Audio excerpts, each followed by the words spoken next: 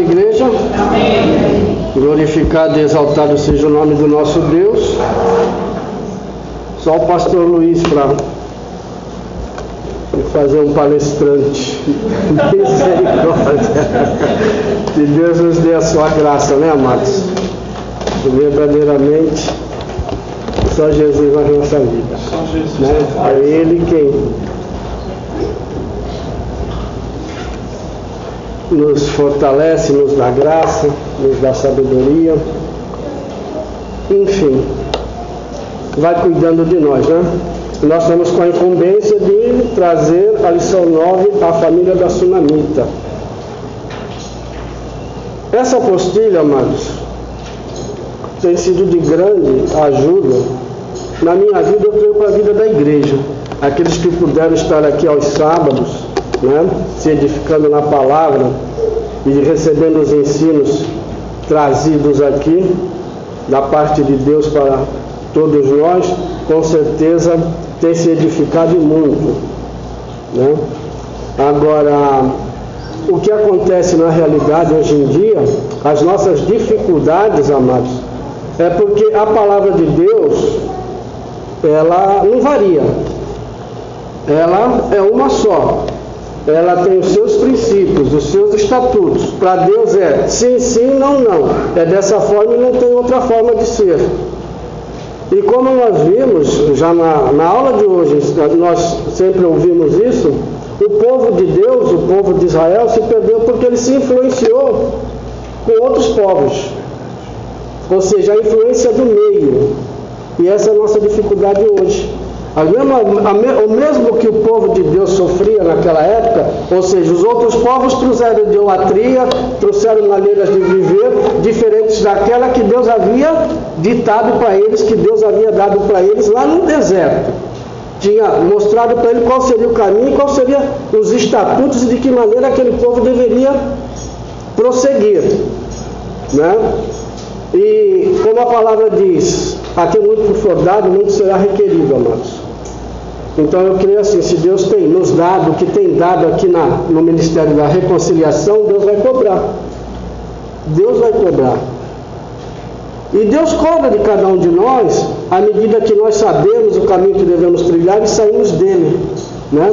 Deus nos deu uma segunda consciência, o Espírito Santo de Deus que habita em nós, né? Que nos adverte, está errado, não é dessa maneira, não é desta forma.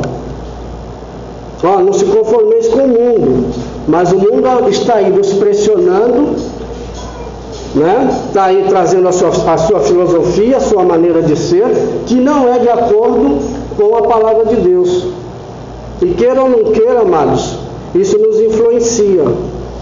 Mas quando Deus vem, nos ensina e nos adverte, é que nem quando Deus se revelou a cada um de nós, que nos converteu da nossa maneira de ser, que nós passamos a crer na palavra de Deus e buscar agora uma conduta segundo a palavra de Deus. Cada um de nós voltarmos ao início da nossa conversão, nós procuramos o que? Mudar de atitude conforme a palavra de Deus. E a palavra de Deus diz que nós vamos crescendo na graça e no conhecimento. Né? Deus vai nos dando o conhecimento e vai nos dando graça para que nós andemos nele, nesse conhecimento. E quando nós não conseguimos andar dessa forma, o que acontece? Sobrevém a nós a responsabilidade, aquilo que deveríamos fazer e que não fizemos.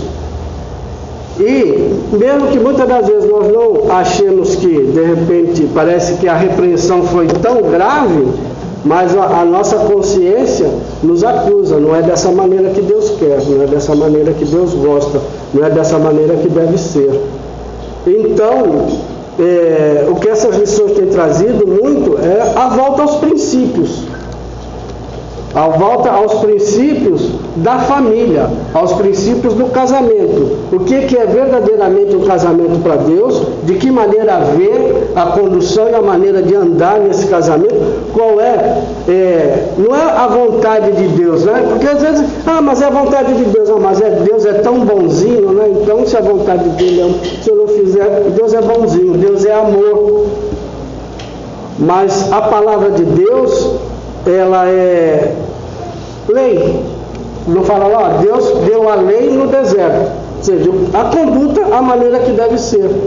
E não há outra maneira de ser. Na palavra de Deus existem princípios que são invioláveis. E quando Deus uniu o homem e a mulher, ali já nasceu vários princípios da monogamia, heterossexual, e vai por aí afora, a maneira como deve ser o casamento. Não da maneira que os casamentos devem ser agora. E a família também. E é isso que nós temos aprendido das lições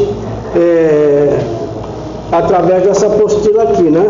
A volta aos princípios, a origem da palavra de Deus. Então nós temos o quê? Deus está mandando a palavra, está ensinando. Nós temos o quê? Que nos examinar como está andando a nossa família, nós como marido, nós e a esposa como esposa, e o que cada um pode fazer, amado, e deve fazer para se enquadrar na palavra de Deus. Essa é a realidade. Nós temos que nos enquadrar na palavra de Deus, conforme Deus quer, da maneira que Deus quer. E se Deus está ensinando, Deus vai cobrar. Deus vai cobrar, amados. De uma forma ou de outra, Deus vai cobrar. Da maneira, só Ele sabe. Ele é Deus e Ele é Senhor nas nossas vidas, né? Então, é dessa maneira que eu tenho recebido essas lições da parte de Deus e tenho muito me preocupado. Nós fazemos uma retrospectiva na nossa vida, né? E vemos que erramos muito, mesmo depois de ter aceito a Jesus, ter vindo para a igreja, né? Ter se proposto a andar pelos caminhos do Senhor. Vimos que na nossa escalada erramos, falhamos em muitas coisas, entendeu? Muitas por falta de conhecimento, por falta de sabedoria, mas essas coisas assim, tipo, o que a gente não sabia antes, Deus não leva em consideração o tempo da ignorância, né? Então, mas depois você passa a conhecer e você falha. Não, você percebe, eu falhei aqui, eu falhei ali, né? Mas agora é procurar não falhar, é procurar andar de outra maneira, né? Então, é dessa maneira que Deus traz a nós o conhecimento, traz a nós sabedoria, para que nós não venhamos, é que nem já escutamos aqui, né? Sábio não é aquele que cai no buraco e sai desse buraco. Sábio é aquele que aprendeu a não cair no buraco, né? A não ir por caminhos que essa sabedoria nós só encontramos em Deus, amados. Só em Cristo Jesus, só no seu Santo Espírito, né? E nós estamos aqui diante de uma lição que fala sobre a família da Sunamita. É uma história que todos conhecem, eu creio, né? Uma história bem conhecida. E aqui o comentarista da história, ele faz menção sobre dedicação, aprovação passada por ela e a bênção recebida, né? E vamos tentar ver, à luz da palavra de Deus, essas referências, né? Esses tópicos apresentados aqui pelo comentarista da lição. O livro de 2 Reis, ele tem a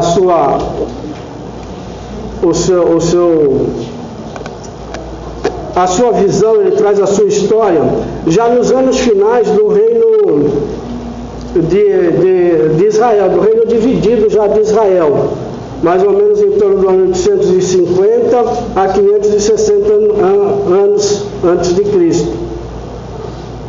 Eliseu, nesse caso aqui, no caso da Sunamita, é o profeta que aparece aqui em destaque, né? Foi já nessa época aqui que Deus começou a estabelecer os profetas, que eram aqueles que falavam em nome de Deus. Profeta era aquele que, no Antigo Testamento, então, ele era separado e preparado por Deus para trazer para os reis e para o povo de Israel a vontade de Deus para a vida do reino, né? Para a vida do rei e de todos os seus súditos. Então, os profetas eram usados nesse sentido, de fazer do reino, não somente um reino de homens, mas um reino teocrático, onde a vontade de Deus fosse aceita e fosse assumida, né? E é nesse contexto aí que então acontece essa história aqui da Sunamita, em que nós vemos aqui o profeta Eliseu sendo usado por Deus, e a história então da Sunamita, que diz assim, ó, no verso 8 de 2 Reis 4: um dia Eliseu foi a Sunem, onde havia uma mulher rica que insistiu para que ele comesse em sua casa. Todas as vezes que ele passava por ali, ia até lá para comer. E ela disse ao seu marido: tenho observado que este que sempre nos visita é um santo homem de Deus. Construamos um pequeno quarto no alto e coloquemos ali uma cama, uma mesa, uma cadeira, uma lâmpada, assim que poderá se hospedar ali quando vier nos visitar.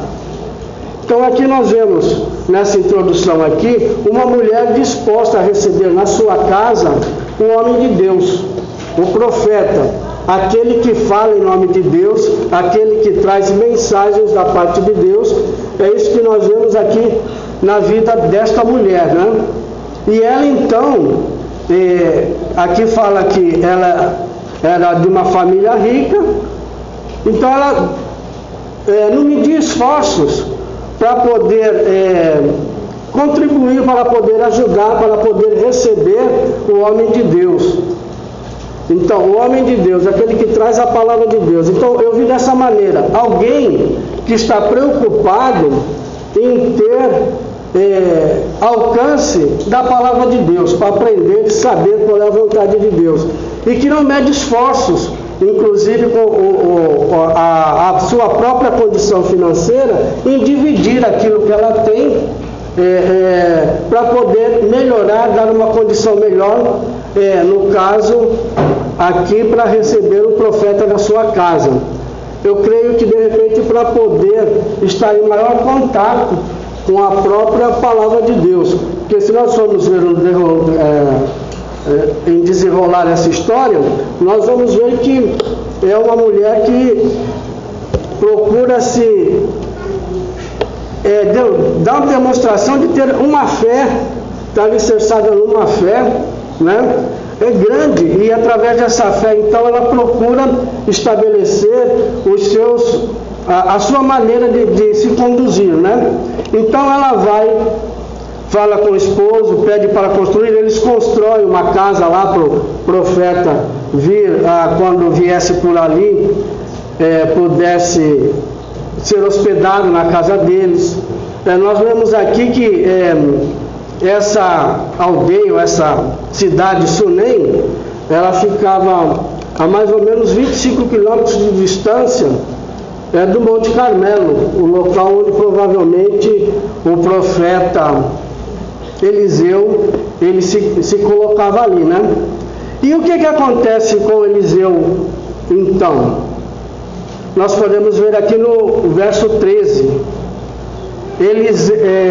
Eliseu mandou Geazi dizer: tu tens feito muito por nós. O que poderíamos fazer por ti? Há algum motivo para se interceder por ti junto ao rei ou ao comandante do exército? Quer dizer, nasce no coração de Eliseu o desejo de poder retribuir aquela senhora, aquela pessoa, por tudo que ela, pelos bens, pelo benefício que ela tem feito a ele, né? Então ele pede para Geazi, que é o rapaz que o acompanha, que é o seu servo no caso, né? Chamar a Sunamita e fazer essa pergunta, se há alguma coisa que ele possa interceder. Mas olha o que me chamou a atenção aqui, é que ele fala que possa se interceder por ti junto ao rei ou ao comandante do exército. Olha qual foi a resposta da Sunamita. Ela respondeu: eu vivo bem no meio do meu povo. Eu vivo bem no meio do meu povo. Ou seja, não tenho falta de nada, tenho tudo, no meio do meu povo eu vivo bem, não preciso de nada. Houve aqui uma proposta para que a intercessão fosse feita ao rei ou ao comandante do exército. Né? Ele não falou assim, olha, ele como homem de Deus deveria ter falado, alguma coisa que eu possa interceder para ti, para o nosso Deus. Não, mas ele falou interceder para o rei, interceder para o comandante, porque provavelmente ele também tinha influência nesse meio, porque ele era profeta de Deus, ele tinha acesso ao rei, ele tinha acesso ao comandante, a todo o povo, né? E ele se ofereceu para interceder por ela a respeito disso aí. E ela respondeu que ela vivia bem no meio do seu povo, não sentia falta de nada, nada que o rei pudesse dar e nada que o comandante também viesse dar a ela que fosse fazer alguma diferença na vida dela. E aí a gente vai meditando, vai vendo a história, né? E começa a saltar as perguntas no nosso coração.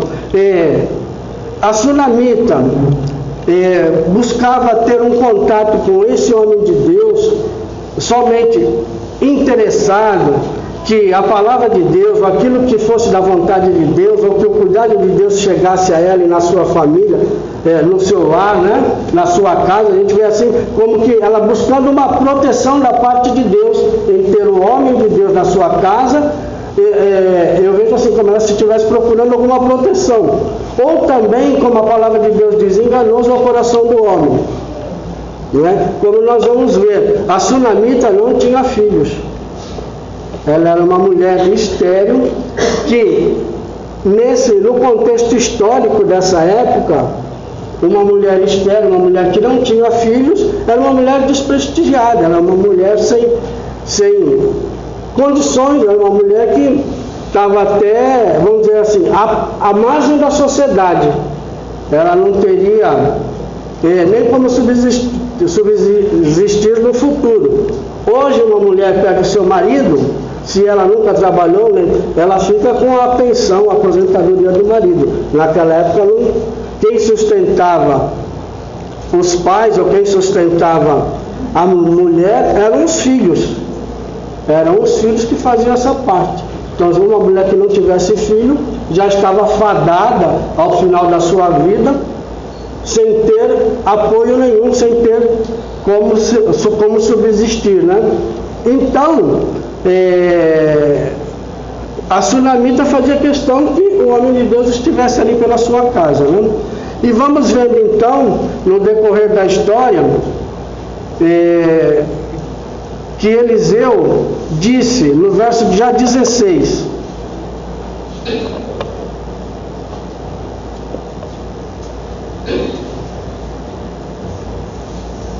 Eliseu disse, no 14, então ele disse, que faremos, Eliseu disse, então que faremos por ela? E Geazi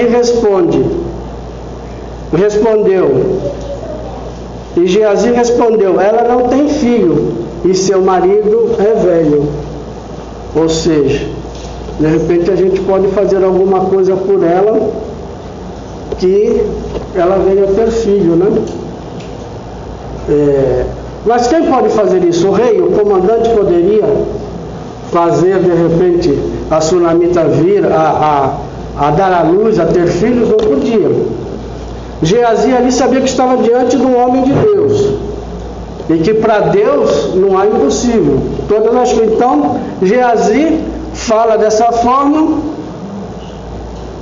e Eliseu então chama a mulher, pede para chamar a mulher, traz a sua presença e fala que ela, dali, no prazo ali de 1 ano, ela teria um filho, seria abençoado e tudo.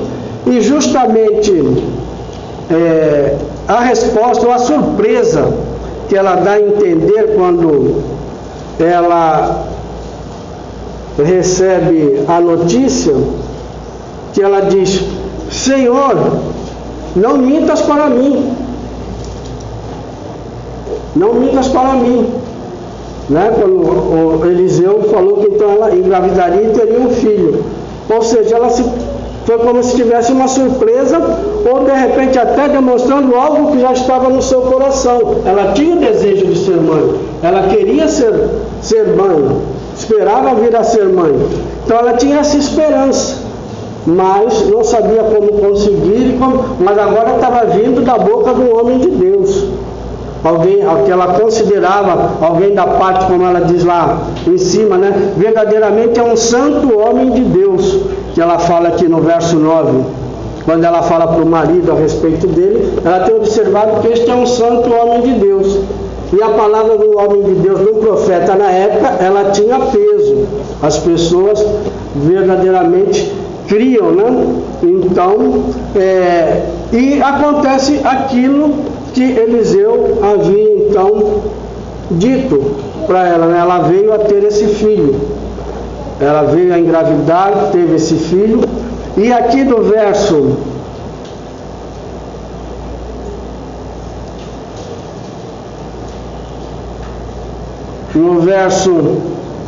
e a mulher ficou grávida, no verso 17, mas a mulher ficou grávida e deu à luz um filho no ano seguinte, no tempo certo, como Eliseu tinha dito. No 18, quando o menino já estava crescido, saiu um dia com seu pai, que estava com os ceifeiros. Quando o menino já estava crescido, saiu um dia com seu pai, que estava com os ceifeiros.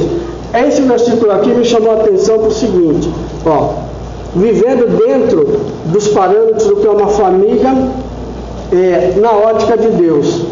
O homem saiu para o trabalho, foi para fazer e trazer a provisão para casa, Sunamita ficou no seu lar, ficou na sua casa. Aqui, provavelmente o garoto já estava num bom tamanho, o pai está levando ele para ensinar o que é o trabalho, como é que é o trabalho, né, fazendo a sua parte de pai. Então no 19 acontece que o garoto grita para o pai que está com uma dor de cabeça. O pai disse a um servo: leva-o à sua mãe. O pai disse ao servo: leva a sua mãe. Este servo pegou este filho, pegou o menino e levou para a Sunamita que estava lá na sua casa. Este o pegou e levou a sua mãe, e o menino ficou no colo dela até o meio-dia, e então morreu. O menino ficou com ela até o meio-dia, ela cuidando dele, e o garoto veio e morreu. Olha a atitude da Sunamita. Vamos ver aqui qual foi a maneira dessa mãe proceder. Aqui no verso 21, ela subiu, deitou-o sobre a cama do homem de Deus, e depois de fechar a porta se foi.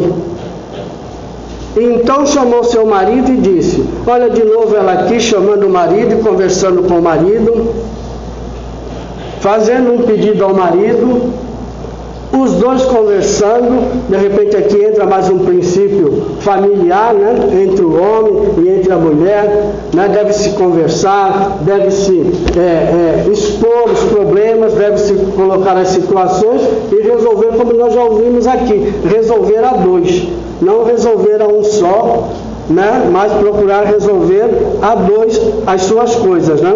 Então ela chamou o marido e manda-me, por favor, um dos teus servos trazer uma jumenta para que eu vá correndo ao homem de Deus e volte. E ele disse, por que queres encontrá-lo hoje? Não é lua nova, nem sábado, porque eles tinham um costume, né? Lua nova ou sábado, eles irem ao templo, todo o povo, para poder adorar, para poder buscar a Deus, para poder... Então ele estranhou, por que quer ir ao encontro do homem de Deus no dia de hoje, né? Nessa maneira. E ela disse, tudo correrá bem. Está aqui no verso 23. Ele disse, por que queres encontrá-lo hoje? Não é lua nova, não é sábado, mas ela disse, tudo correrá bem. Ela estava com aquela situação no seu coração de um filho morto lá em cima, no quarto do homem de Deus, e procurando ajuda com o esposo para a situação no seu coração de um filho morto lá em cima, no quarto do homem de Deus, e procurando ajuda com o esposo para ir até esse homem de Deus, esperando que uma resposta, querendo uma resposta, e ela sabia que a resposta que ela procurava só poderia vir da parte de Deus, não poderia vir de outra pessoa, né? Então, ela partiu no 25, ela partiu para encontrar-se com o homem de Deus no Monte Carmelo. Quando ele ouviu de longe, o homem de Deus disse a Geazi, seu servo, ali vem a sunamita. Corre e ao encontro dela e pergunta-lhe se está tudo bem, como está teu marido, como está teu filho. E ela respondeu, vai bem. De novo, ela ainda não estava diante do homem de Deus, ela ainda não estava diante de Eliseu, mas ela responde, vai bem, vai bem. E continua então a sua caminhada em torno de chegar até o homem de Deus.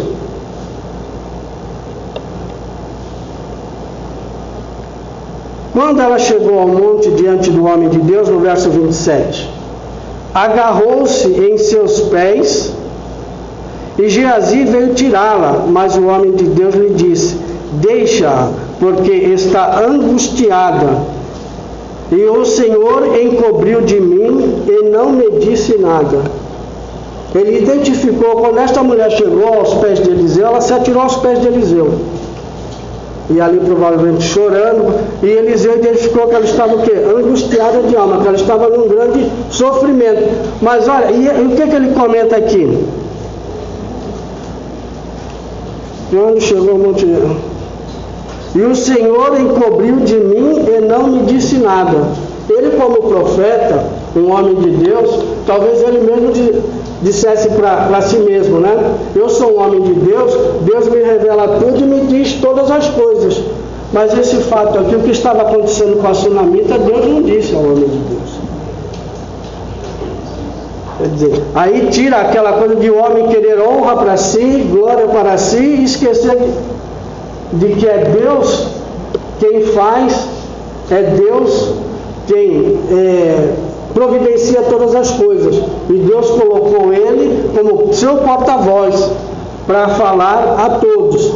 Mas nesse momento aqui, Deus não revela para Eliseu o que estava se passando com a sunamita. Ele identificou que ela estava em angústia de alma, mas ele não sabia exatamente dizer o que estava acontecendo. O que ela necessitava naquele momento, né? Então, nós vemos aqui que ela chega em desespero e o próprio pessoa, se ela cria no homem, aquele homem não sabia o que estava acontecendo, não sabia como poderia ajudar sem que ela o quê? Relatasse e dissesse a ele, né? E ela continua, né? Dizendo que então ela disse, por acaso pedi ao meu Senhor algum filho? Eu não te disse, não me enganes. Quer dizer, demonstrando talvez a sua decepção. Ela não pediu filho, mas através do profeta foi dito que ela teria esse filho. Ela veio a ter esse filho, passaram-se os anos, ela cuidou dessa criança e de repente agora essa criança não está mais em seu poder. Mas existia dentro dela, o que na lição fala aqui, no tópico 3, caminhar com uma fé, ou com uma certeza no coração. Ela tinha uma esperança de ainda ver o filho dela vivo. Ela tinha aquela esperança de que o homem de Deus trouxesse uma palavra tal, da parte de Deus, que ela pudesse voltar ao seu lar, à sua casa e encontrar o seu filho vivo, né? Então, mas aqui ela não deixa de demonstrar a sua decepção. Eu não pedi, e aconteceu. Então nós vamos vendo aqui no decorrer da história que o profeta manda Geazi lá. Ela fala, olha, eu não saio daqui se tu não for comigo. Se tu, profeta, não for comigo, não adianta mandar Geazi, que eu não vou sair daqui. o próprio Eliseu chegou até a casa da sunamita, e lá então, através de Eliseu, Deus operou aquilo que estava no coração da sunamita, né? Aquilo que ela tinha como esperança de ver o seu filho com vida, né? De ver aquela situação dela resolvida segundo o desejo do seu coração. E então foi isso que aconteceu, foi isso que houve. A sunamita teve o seu filho ressuscitado, e como diz aqui no verso 37, então ela entrou e prostrou-se aos seus pés, inclinando-se até o chão. Ela pegou o seu filho e se foi. Então, que eu vi aqui, né? Alguém que tem uma preocupação, que quer saber, estar direcionada por Deus, quer ter contato com o homem de Deus, que traz a palavra de Deus, e que não mede esforços para poder cooperar para que a vontade de Deus, ou para que esse homem de Deus possa ir para um lugar e para outro, né? Ela não despende esforços nesse sentido, e ela guarda uma esperança, que é a esperança de ter esse filho, cuidar desse filho e seguir a sua vida, né? E então é aquilo que a palavra de Deus nos adverte. A fé é o firme fundamento das coisas que não se veem, mas que se esperam. Então ela, levada, movida por essa fé, ela trilhou todos esses caminhos, crendo que Deus, através do homem de Deus, poderia trazer soluções aos seus problemas, poderia estar guardando a sua casa, o seu lar, e dessa forma então ela continuar a sua caminhada, né? E assim, amados, é para cada um de nós.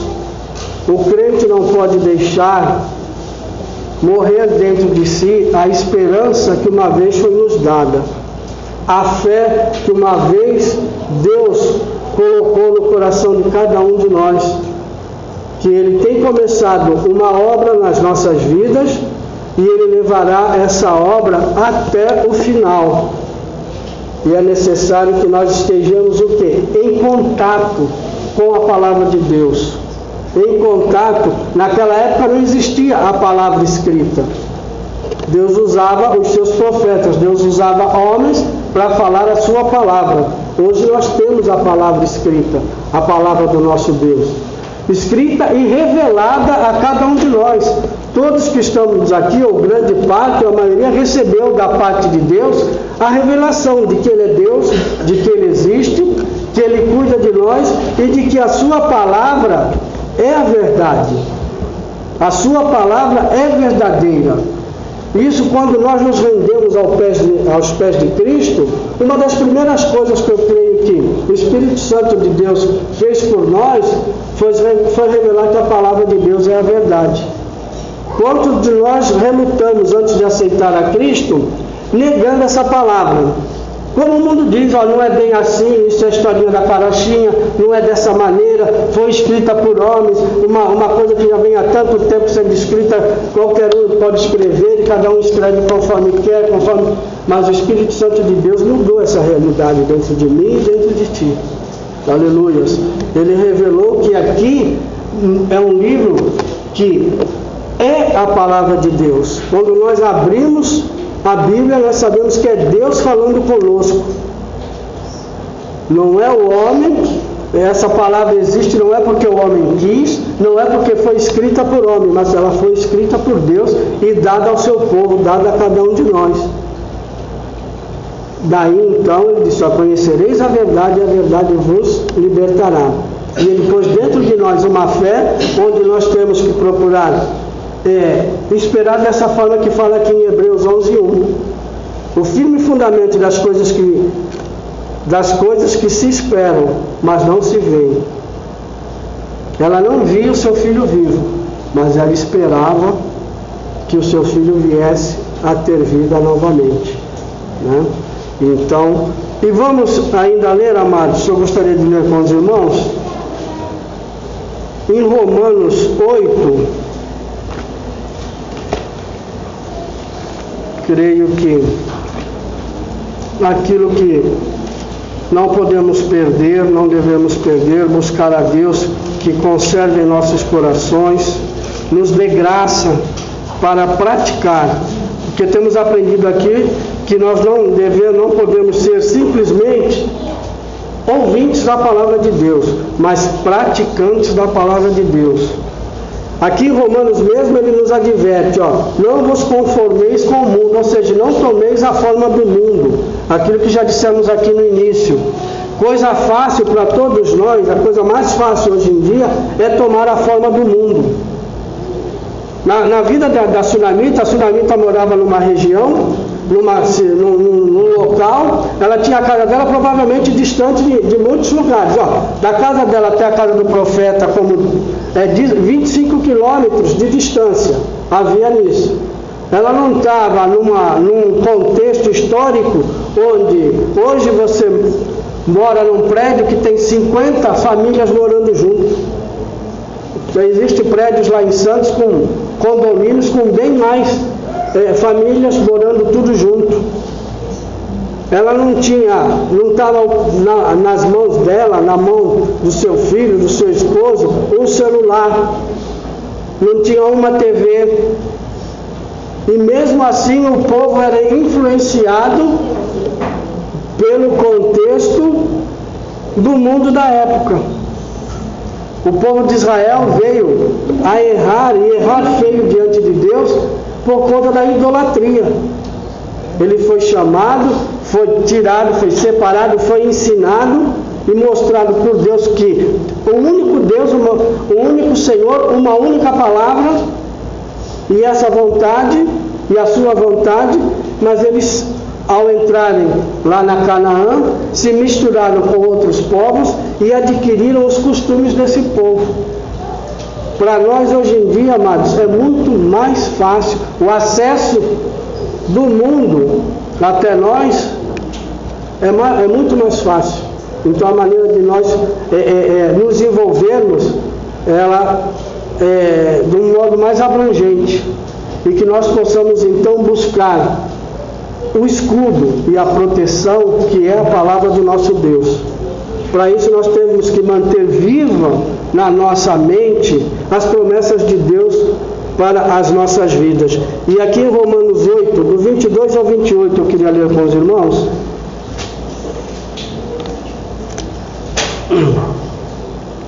Na realidade, essa parte da palavra de Deus aqui diz sobre os primeiros frutos do Espírito e a esperança do povo de Deus. E essa esperança que deve nos manter vivos, caminhando na direção do Pai. Amém, queridos? Diz assim a palavra de Deus, verso 22. Pois sabemos que toda a criação geme e agoniza até agora, como se sofresse dores de parto. E não somente ela, mas também nós que temos os primeiros frutos do Espírito, também gememos em nosso íntimo, aguardando ansiosamente nossa adoção, a redenção do nosso corpo, porque fomos salvos na esperança. Mas a esperança que se vê não é esperança, pois como alguém espera o que está vendo? Mas se esperamos o que não vemos, com paciência o aguardamos. Do mesmo modo, o Espírito nos socorre nas fraquezas, pois não sabemos como devemos orar. Mas o próprio Espírito intercede por nós com gemidos que não se expressam com palavras. E aquele que sonda os corações sabe qual é a intenção do Espírito. Ele intercede pelos santos segundo a vontade de Deus. Sabemos que Deus faz com que todas as coisas concorram para o bem daqueles que o amam, dos que são chamados segundo o seu propósito. Amém, amados? Aqui nós vemos lá no verso 22, no verso 23, que a criação geme e nós também gememos. A criação geme e nós também gememos porque por conta do pecado. A prisão que o pecado colocou o homem, Jesus veio e libertou, e hoje, todo salvo em Cristo Jesus, ele tem uma guerra dentro de si. A velha natureza ainda não está morta, mas o Espírito Santo de Deus fez de nós uma nova criatura. Aleluia. Para que nós possamos o quê? Fazer não mais a nossa vontade, mas a vontade de Deus. Não mais vivo eu, mas Cristo vive em mim. E essa deve ser a nossa esperança. Que nós possamos aguardar e lutar como foi a luta e a ansiedade da sunamita, para conseguir, da parte do homem de Deus, uma resposta em que ela visse e que a sua esperança, a sua atitude, a sua recompensa fosse alcançada, que fosse ver o seu filho vivo, que nós possamos ter em nós o desejo de alcançar, aleluia, o dia preparado pelo nosso Deus, para que nós estejamos com Ele lá na glória, livres desse gemido, livres dessa dor que Deus tem preparado para todos nós através de Cristo Jesus e da sua palavra. Amém, queridos? Que Deus possa nos abençoar. Amém. Pastor.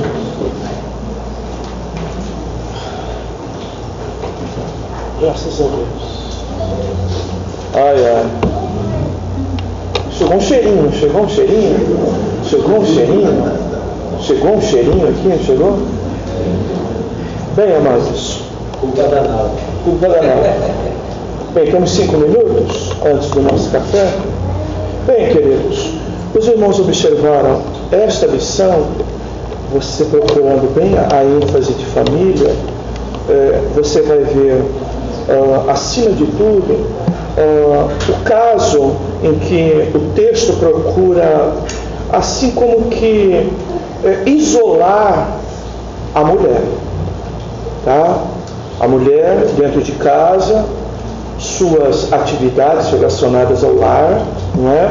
Uma mulher dedicada às coisas de Deus, mas que nem por isso viveu provação, tá, queridos? Você vai observar que é uma mulher de fé, temente a Deus, mas que enfrenta provação. Mas o que você vai ver no texto é que essa mulher não muda nem sua fé, nem sua temência a Deus. E ela sofre 2 coisas terríveis. Não é? Primeiro, o contexto é de um tempo de fome. Tá? E o segundo contexto é a morte de um filho. 2 coisas difíceis de se administrar, mas que essa mulher consegue administrar sem mudar. Então, o que eu tiro principalmente aqui, irmãos, é que quando nós estamos fazendo o que é certo, tá? Nem sempre dá certo. Às vezes isso ocorre, tá, gente? E isso se chama provação. Nem sempre nós estamos fazendo certo e o resultado é o melhor. E isso se chama provação. E todos nós precisamos, irmãos, ter consciência disso. E ver o exemplo desta mulher.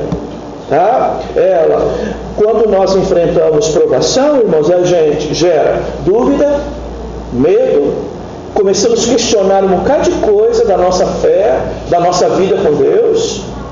E nós precisamos, acima de tudo, entender de que nós podemos enfrentar a provação dentro da nossa casa, fazendo tudo certo, inclusive servindo a Deus. E essa mulher aqui, o que ela mostra, o que é? Uma fé de dedicação, tá? Dedicada às coisas de Deus. Uma das coisas que a lição também fala, não é? É que nós estamos vivendo hoje num cenário muito egoísta. E às vezes o egoísmo não está com os amigos apenas, está dentro da nossa casa. A gente está pensando só na gente, pensando apenas em nós mesmos e esquecendo o contexto geral.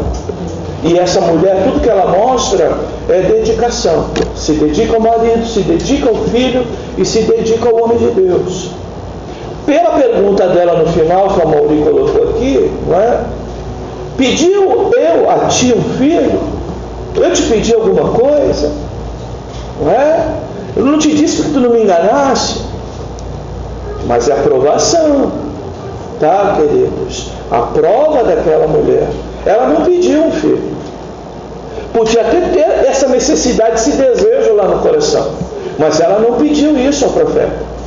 Ela não pediu. Foi o profeta que lhe ofereceu isso e ela ainda disse, não me engane. Por quê? As impossibilidades eram presentes no contexto. Tá?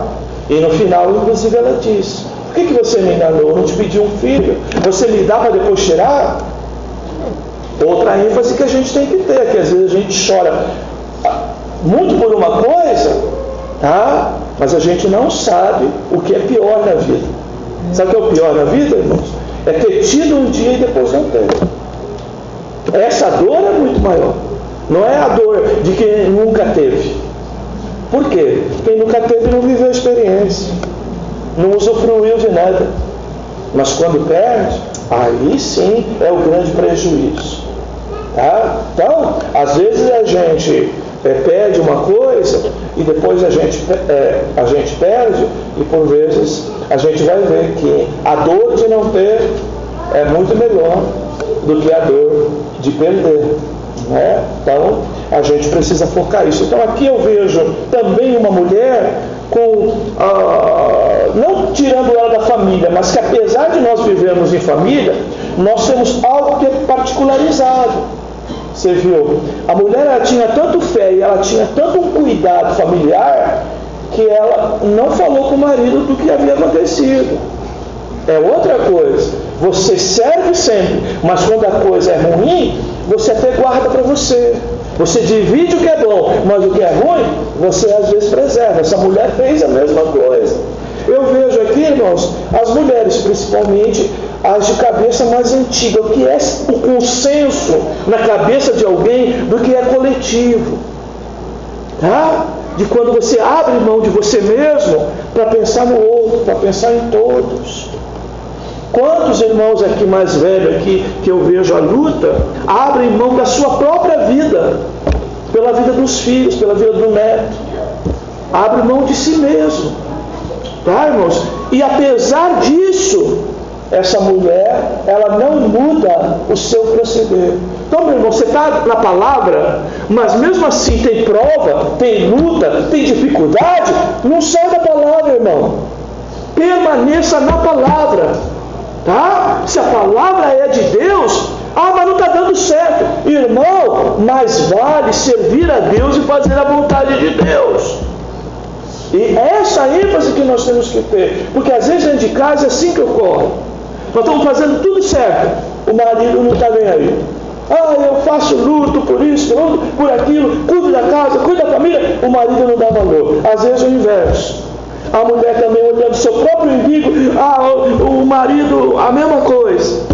Tá? E às vezes o marido também fala, eu faço de tudo, trabalho que nem condenado, a mulher não dá valor para o meu trabalho, sempre reclamando, não sei o quê. Meu irmão, faça o que é certo. E continua fazendo certo, irmão. A recompensa vem de Deus. Se é uma aprovação, fica firme na aprovação, meu irmão. Mas fica na palavra, fica no que é certo. Mas às vezes o certo não dá certo. Mas fica com o que é certo. Vocês entendem? Fica com o que Deus manda fazer.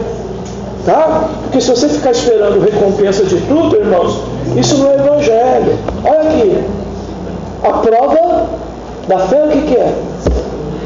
Do que se espera, mas do que não vê. E nós somos um povo do quê? De que esperamos. E não vamos esperar a vida inteira, irmão. E se não acontecer, a gente continua esperando. Ou a gente anda por fé, ou fé não é isso? O fé é ver o povo do sinal.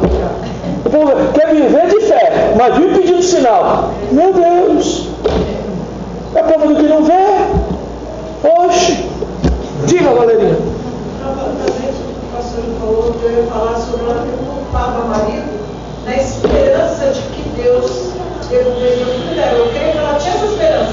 Fé. O marido não saberia nem que morreu. Seria o sofrimento não antecipado. Fé e a questão de alguém que não é egoísta. Sabe? Quando você sofre sozinho, não passa nem para ninguém. Para você não dividir a dor. Que você, quantas vezes você sofre ali sozinho? Sabe? Porque o egoísta ele já sai contaminando todo mundo. Às vezes por uma questão, não é? De você pensar no outro, até a tua dor, você geme sozinho para não trazer prejuízo para o